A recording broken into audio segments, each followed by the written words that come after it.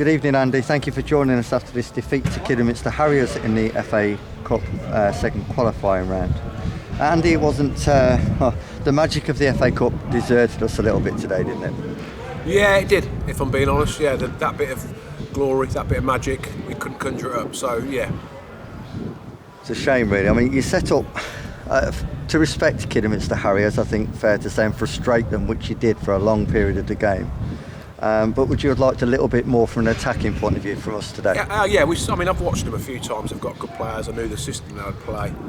And we couldn't be too open, obviously, because they've got good players and we wanted to be in the game right up to the last minute, which we were, with one goal.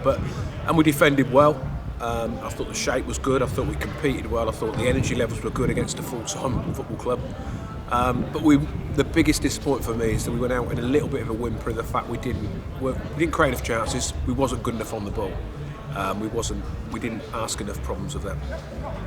That's a fair assessment. Andy, I'm sure you do realise this, but it's only your second defeat as Tamworth manager and only the first time we've failed to score in a match under your tenureship, which actually shows how far we've progressed. Yeah, we've come a long way, and I'm delighted with what we've got in general and what we're all about. When we got this draw, we knew it was going to be a tough one. I don't think you could have got much tougher than fifth in the league above, away from home. So we knew it was expected. It's disappointing to get a draw this early in the FA Cup, but it was a good opportunity for us to come and show what we're all about. And I just feel we could have come here and got rolled over. Of course we could. Teams will do from a league below, but I didn't think that would ever happen. But I don't think we gave as good an account of ourselves as I wanted us to. That's all I would say. So I've gone away a little bit disappointed by that. Yeah, we haven't scored for the first time. We didn't create enough, to be honest. We wasn't good enough on the ball, right from the back to the front.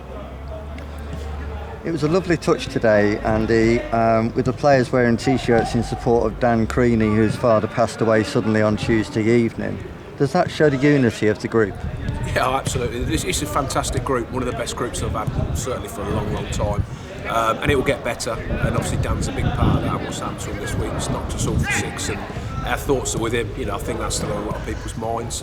And plus, it just puts the reality of football compared to life into perspective. He was on such a high the other night, speaking to his dad after the game about what a great one we'd had, and then obviously that all happened half an hour later.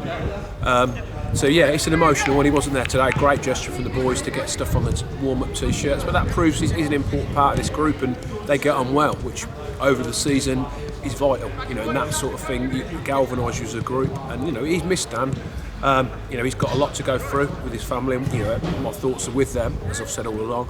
And like I said, we missed him on the pitch today as well. I've got good players, but Dan Creaney's, he's a bit different to some of the others, and we're always going to miss him. And hopefully we're back not too distant future. But for me, it's about when the time is right for him.